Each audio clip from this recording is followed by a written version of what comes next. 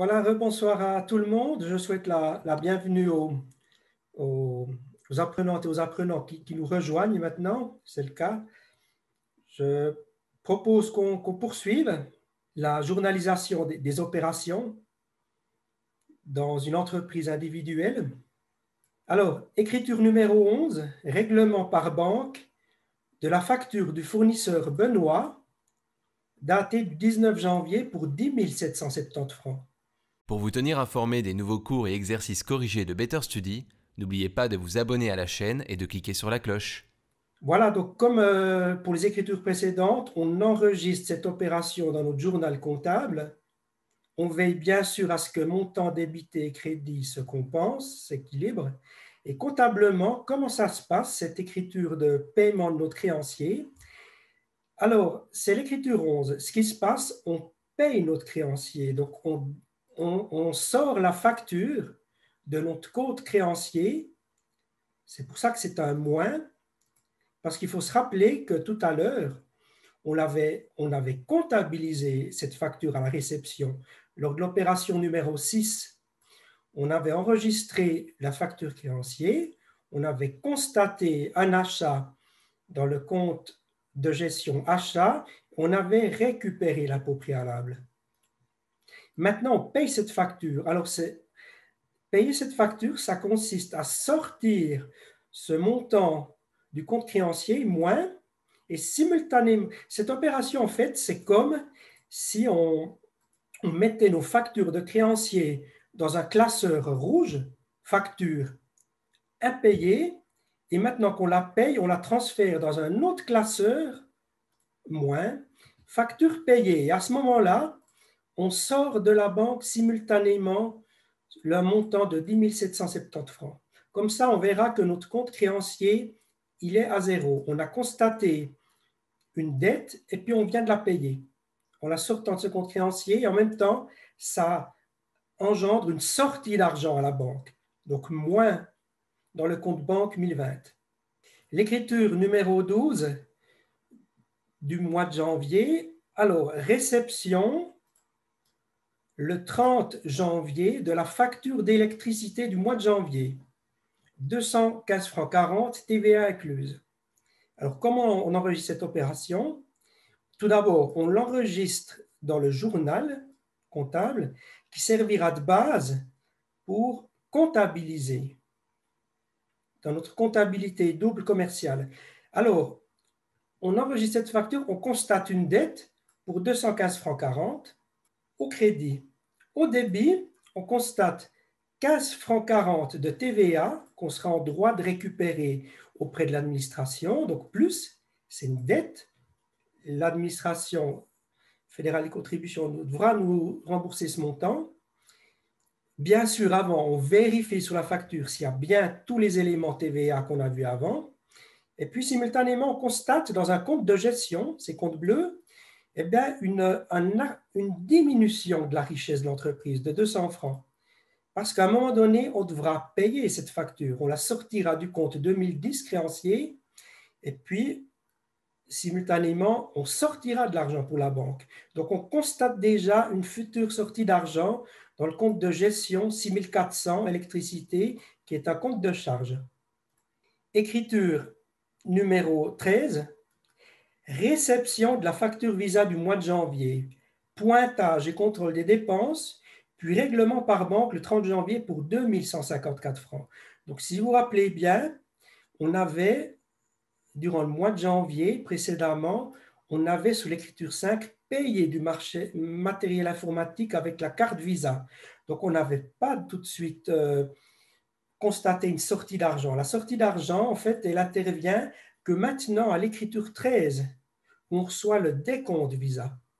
Alors, comment on comptabilise ce décompte Visa, l'opération numéro 13 ici? On la reporte dans le journal et ensuite, en fonction de notre plan comptable, on va passer ça en comptabilité. Alors, la première chose qu'on fait, l'écriture 13, on sort 2154 francs du compte 2140, dette Visa. Donc, on sort cette dette, elle est annulée.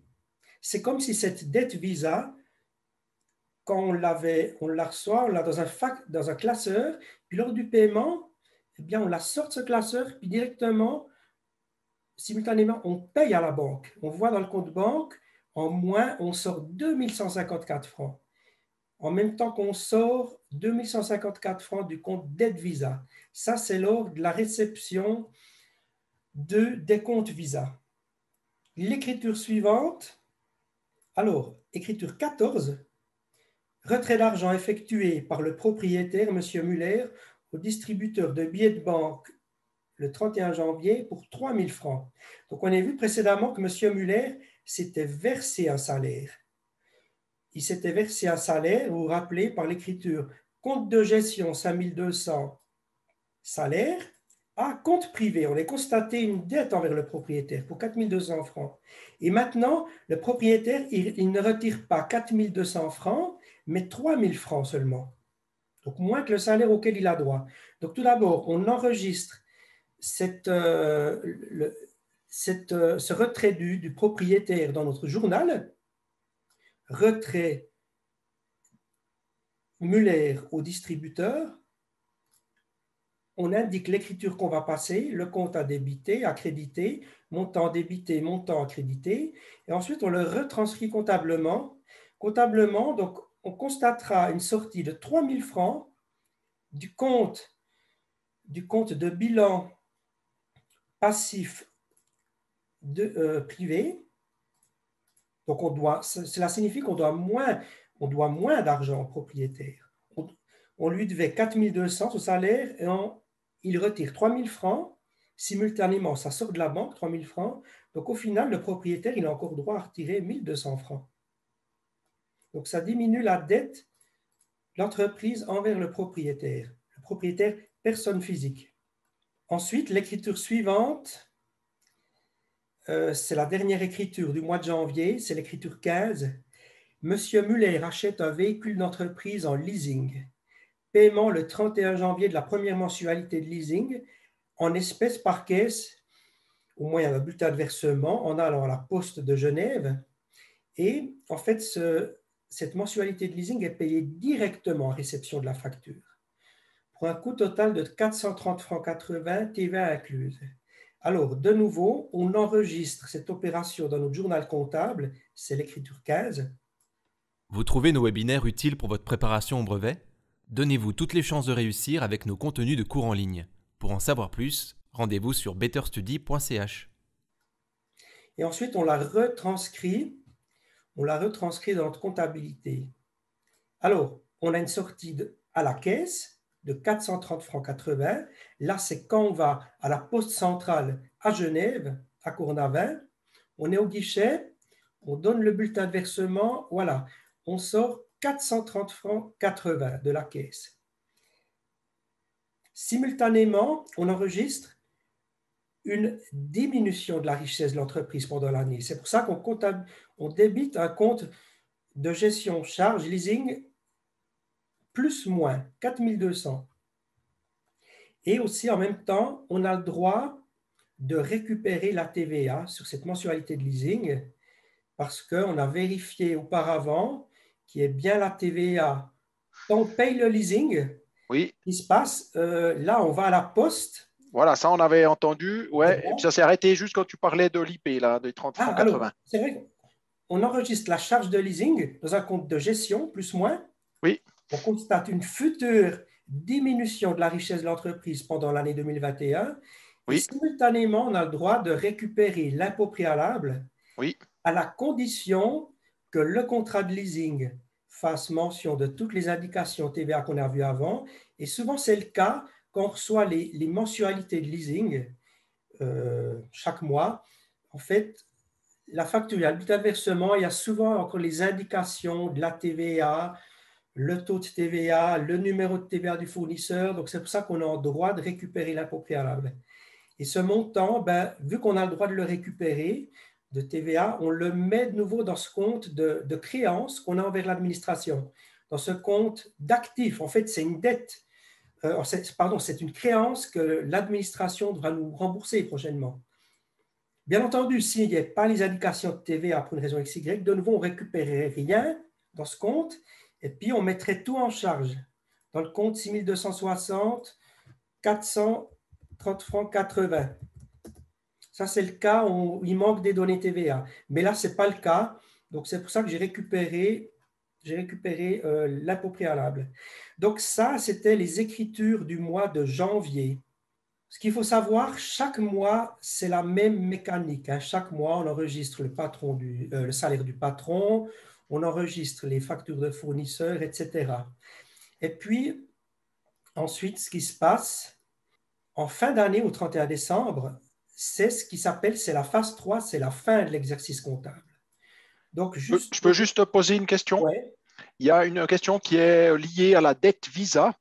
On me oui. demande si on est obligé, est-ce qu'on n'est pas obligé de tenir un compte 2140 dette? Peut-on passer directement par le compte créancier jusqu'au paiement de la facture? Est-ce qu'on est obligé d'utiliser, si je comprends bien, ce compte spécifique dette Visa par rapport aux transactions Visa, ou est-ce qu'on peut mettre ça On dans… peut très bien, déjà, ce qu'il faut savoir, ce plan comptable suisse, on peut utiliser une autre numérotation, hein, il n'y a pas de problème. Par exemple, on peut très bien utiliser un autre compte, 2145, 142. On peut ouvrir de nouveaux comptes aussi.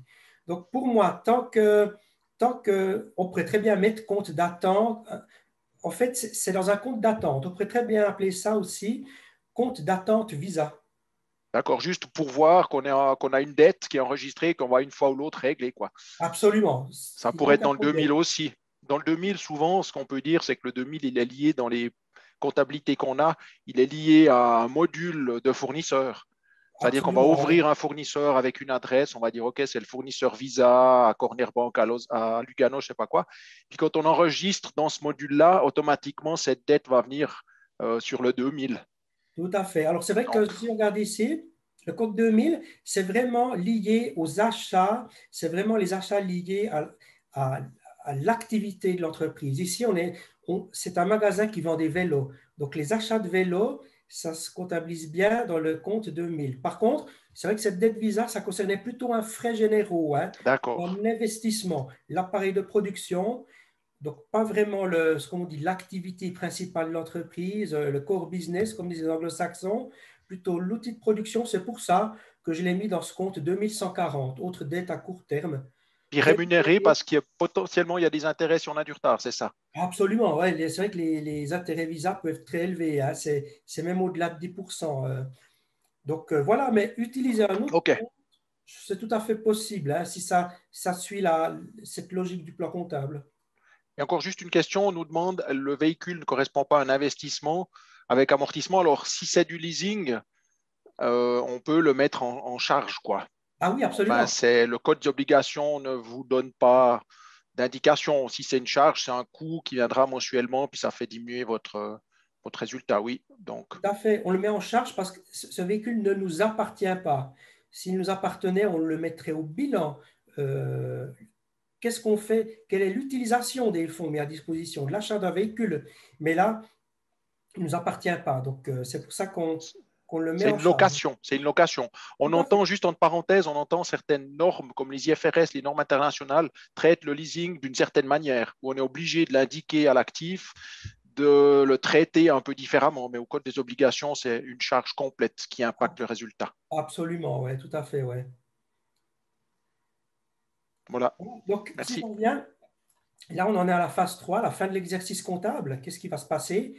On a vu précédemment, il y a deux phases. Il y avait la fondation de l'entreprise, l'apport d'argent pour démarrer. La phase 2, c'est l'exploitation durant l'année, les opérations courantes. Donc là, on a vu que le mois de janvier, mais tous les 12 mois sont pareils. Et ensuite, on arrive à la clôture des comptes.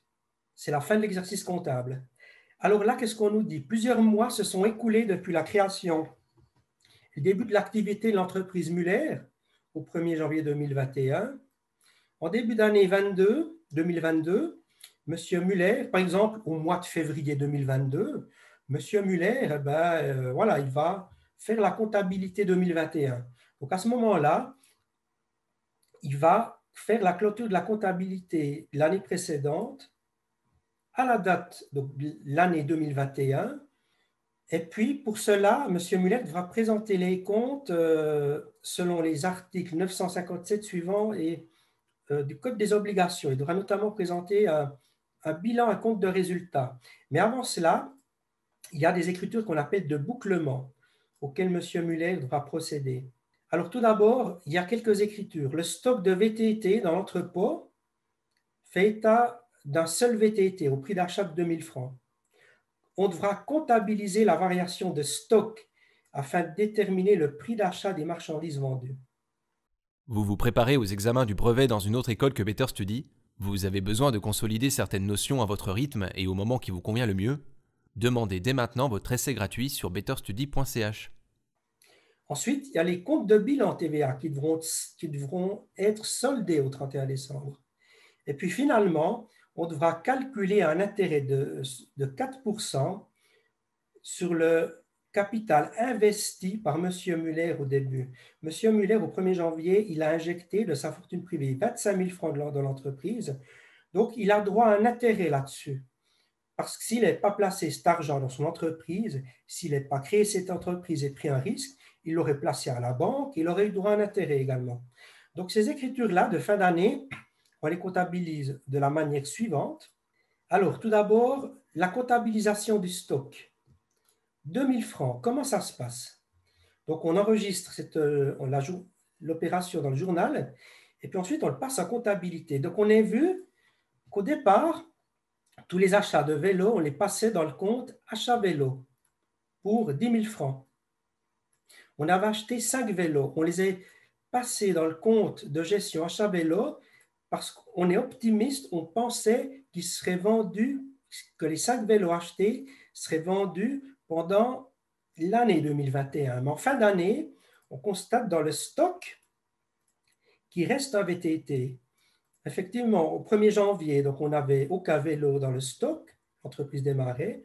On a fait au mois de janvier 5 achats de vélos pour 10 000 francs.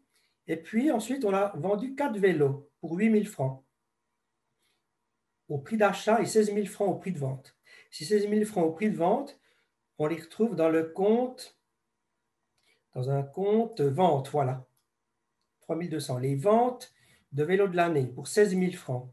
Par contre, on voit qu'on a fait des achats de 5 vélos, on en a vendu 4. Donc, logiquement, quand on fait l'inventaire en fin d'année, il ne reste qu'un vélo à 2 000 francs. Sachant qu'on avait acheté 5 vélos à 10 000 francs, chaque vélo avait un prix d'achat de 2 000 francs. On a vendu 4 fois 2 000 francs, 8 000 francs, il reste un vélo à 2 000 francs.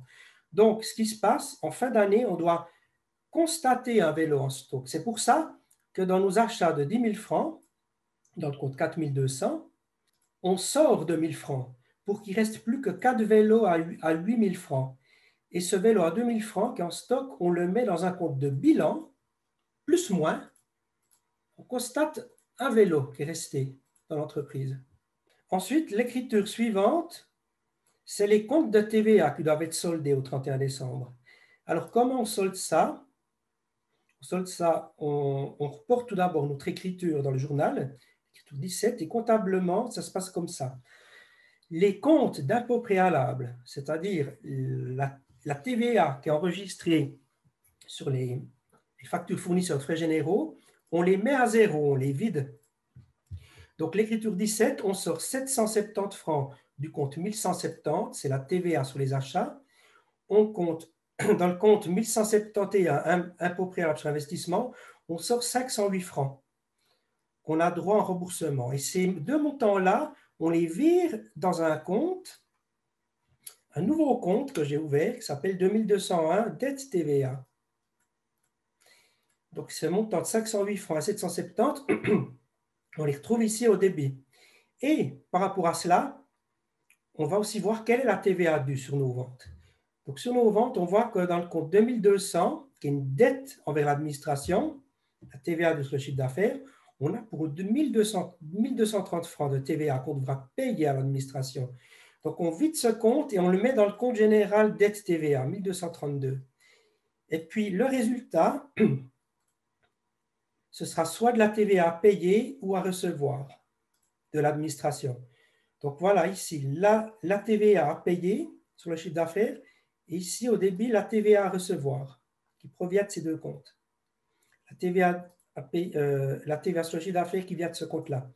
Et ces montants-là, selon ce compte ici, dette TVA, ce seront ceux qu'on reportera plus tard dans le décompte TVA, qui normalement est établi trimestriellement.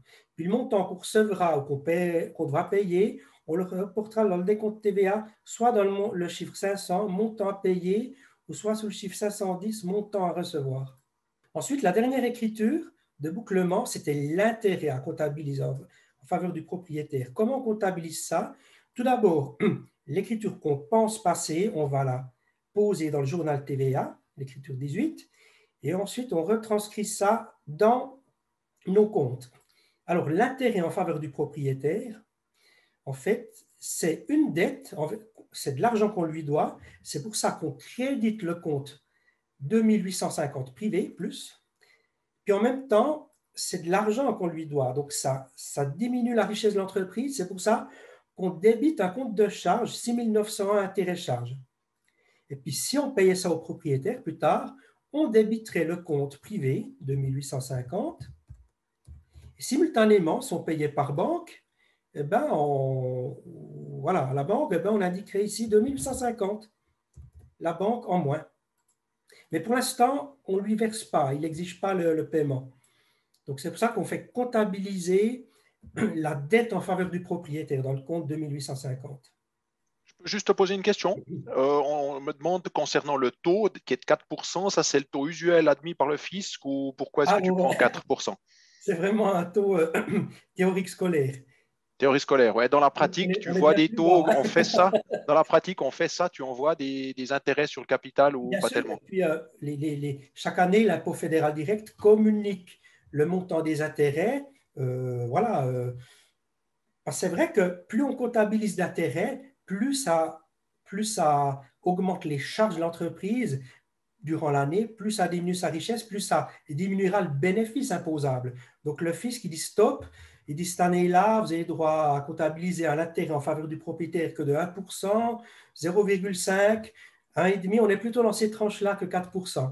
Là, c'est vraiment scolaire. D'ailleurs, même à la banque, on n'a jamais ce genre d'intérêt aujourd'hui, ça ne rapporte plus rien. Non, ça coûte aujourd'hui d'avoir de l'argent à la banque, ça c'est vrai. Ok, mais merci. très bonne question, mais c'est vraiment, voilà, en créant l'exercice que j'ai pris ce montant. Oui, merci. C'est vraiment pour montrer la mécanique. Chaque année, des centaines d'apprenants nous font confiance. Vous aussi, réussissez vos projets avec les cours en ligne de Better Study. Contactez notre institut pour votre essai gratuit sur betterstudy.ch. Voilà, donc on a vu qu'on a passé les écritures qu'on appelle de clôture au 31 décembre. Alors maintenant, on passe à l'étape 4, c'est la clôture, l'établissement des comptes annuels. Qu'est-ce qu'on dit? Les étapes de la clôture des comptes sont les suivantes dans une entreprise en raison individuelle. Alors, quelles sont ces étapes? Alors, tout d'abord, c'est la mise à zéro des comptes de gestion, environ les soldes de ces comptes de gestion, compte de résultat, qui est un tableau qui mesure l'accroissement de richesse, c'est-à-dire le bénéfice, ou la diminution de richesse, la perte de l'entreprise au terme de l'année écoulée, de l'exercice comptable. Donc, on détermine s'il y a un accroissement de richesse, un bénéfice ou une diminution de richesse, une perte dans le compte de résultat. Et ensuite, on fera une distinction entre le résultat brut, bénéfice brut ou perte brute, et le bénéfice net ou la perte nette. Alors, comptablement, comment ça se passe? Tout d'abord, dans une première étape, on met à zéro les comptes de vente et d'achat. Donc, on reporte cette opération dans le journal, cette opération qu'on envisage comptabiliser, et comptablement, on la retranscrit comme suit. On met à zéro le compte de vente, on avait fait des ventes pour 16 000 francs dans le compte 3 200, on ressort 16 000 francs du compte de vente, ce compte de vente est à zéro, voilà, il a fini sa vie, un compte de gestion, ça ne dure qu'une année, et puis le résultat des ventes, on le vire dans un compte 9 000, compte de résultat. On sait qu'on a pour 16 000 de ventes pendant l'année 2021 et que ça représente 4 VTT vendus. On fait la même chose pour les achats. On met à zéro le compte achat. On sait qu'on a acheté des vélos pour 8 000 francs pendant la période. 4 vélos. Et on vire ce montant de 8 000 francs également dans le compte de résultat. Comme ça, on met en rapport les ventes de l'année 2021 de l'exercice comptable avec les vélos vendus pendant l'année. Et on sait qu'on a vendu 4 vélos au prix de revient d'achat de 8 000 francs. Et c'est ce qu'on appelle le PRAMV, le prix de revient d'achat de la marchandise vendue. On n'a pas un PRAMV, un prix de revient d'achat de la marchandise de 10 000 francs, mais de 8 000 francs seulement. 4 vélos qui sont vendus à un prix de vente de 16 000 francs. Le vélo restant, les 2 000 francs, il a été viré en stock. Donc ensuite, on arrive à déterminer s'il y a une augmentation de la richesse ou une diminution de la richesse pendant l'année sur l'activité principale exercée par l'entreprise. C'est ce qu'on appelle ici un bénéfice brut. On a augmenté la richesse de l'entreprise par rapport à l'activité exercée, la vente de vélos. On a vendu pour 16 000, acheté pour 8 000 pendant l'année. 4 vélos, on a réalisé un bénéfice de 8 000 francs. Alors l'étape suivante, ça consiste à ce bénéfice brut, à le virer dans un autre compte qu'on appelle le compte de résultat 2. Donc, on met à zéro ce compte de résultat, le bénéfice brut, on le vire au compte de résultat 2. Comme ça, notre compte de résultat 1, il est aussi à zéro. Il est nettoyé, il est vidé. Et puis, bien sûr, on reporte aussi cette écriture. Toutes les écritures doivent être reportées dans le journal. J'ai oublié de le préciser. Donc, les 2 écritures, virement des achats, des ventes et du bénéfice brut, on les reporte d'abord dans le journal, puis on retranscrit ça comptablement. Ensuite, on a vu qu'on doit virer tous les comptes de gestion restants. Donc, les comptes de gestion restants, c'est simple. On a mis à zéro compte d'achat et vente avant.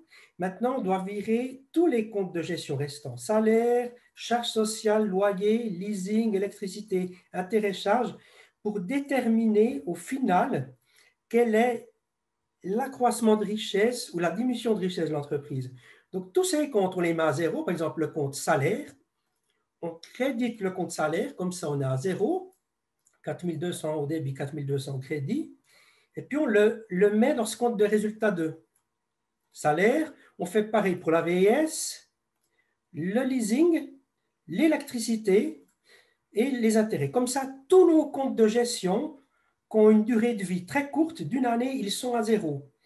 Et puis comme ça, on sait, au moins de ce compte de résultat, que sur l'activité principale, achat-vente de vélo, on a fait un bénéfice brut de 8 000 francs, et ensuite, en ajoutant tous les frais, les investissements nécessaires à l'exploitation, il résulte au final un accroissement de richesse durant l'année de 680 francs. C'est ce qu'on appelle un bénéfice net. On le voit bien ici. Donc ça, c'est la première étape de la clôture des comptes. Ensuite, c'est ce qu'on a vu avant ici, mise à zéro des comptes de gestion et détermination du résultat à 2 degrés. Résultat brut, résultat net. Là, on a un bénéfice net. La deuxième étape consiste à virer le résultat net. Là, c'est un bénéfice net du compte de résultat au compte privé afin de déterminer le revenu global du propriétaire. Donc, tout d'abord, on enregistre cette opération dans le journal, et puis ensuite, on la constate comptablement. Donc, ce bénéfice net de 680 francs, on le vire au compte privé. Ça appartient au propriétaire, ce bénéfice, ça lui revient. Donc, c'est pour ça qu'en mettant à zéro ce compte de résultat 2, 8 000 francs, 8 000 francs, on crédite simultanément le compte privé de 680 francs. Ces 680 francs, c'est en faveur du propriétaire, le bénéfice. Et puis, si on regarde le compte privé, qu'est-ce qui se passe? Eh bien, dans le compte privé, on a le revenu global du propriétaire. C'est ce qui lui revient, c'est la rémunération de son travail durant l'année. C'est constitué du salaire. Bon, là, on n'a que le salaire de janvier, mais si on avait 12 mois, ce serait pareil. De l'intérêt qui lui est dû, de 1 000 francs, pour rémunérer son capital et du bénéfice. Donc ça, c'est le revenu du propriétaire, le revenu global, ce qu'on appelle le revenu net. Ensuite, l'étape suivante de clôture, ça consiste à déterminer la variation de capital dans le compte privé et à la virer dans le compte capital. Pour rappel, variation de fortune, la variation de fortune, ça correspond au revenu global du propriétaire moins ses prélèvements en argent. Donc, de nouveau, la variation de fortune, on la passe dans le journal, puis on la retranscrit comptablement. La variation de fortune, on voit ici que c'est une augmentation de capital. Elle est de 2880 francs. Elle résulte de quoi? Du revenu global en faveur du propriétaire, moins les prélèvements qu'il a fait. Vous vous rappelez, il a prélevé pour 3000 francs d'argent. Donc, ces 2880 francs, ça représente, excusez-moi, une augmentation de capital, un accroissement de la richesse et puis de la fortune. Et ça, ce sera viré donc au compte capital.